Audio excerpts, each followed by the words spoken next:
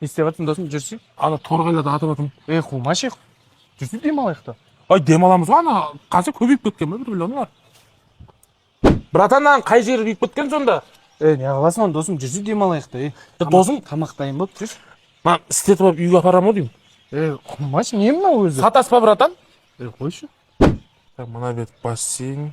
Досым, Білмеймін. жүрсің бассейн дайын болып қалды. Досым, мына геймплан сызып алайыншы, қойшы, бара беріңдерші. Не, коттедждің ба? Үй жаққа соқсам қанша кетеді дегені? Просто маған мынау поля керек емес та, мен оны андай газон төсей саламын ше.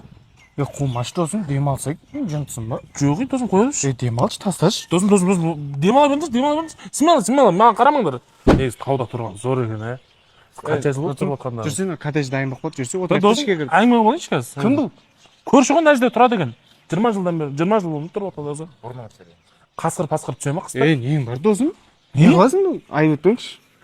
Жүрші ішке кір, демалайықшы, жүрші. Ой, досым, демала беріңдерші, мен әңгіме тамыр звондаймын, Жүрсі досым, тау дайын болып қалды, тауға шығайық, жүрсі. Әдем бол. Жүрсі демалсай, жүрсі. Демалып отырмын, қойшы досым, қойшы.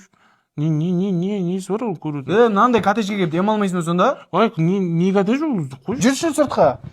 Қарасай міне, фулл хаус дейтін коттедж. Бассейні бар, подогревпен. Андай полясы бар, футбол ойнайтын, баня, летнигі бар.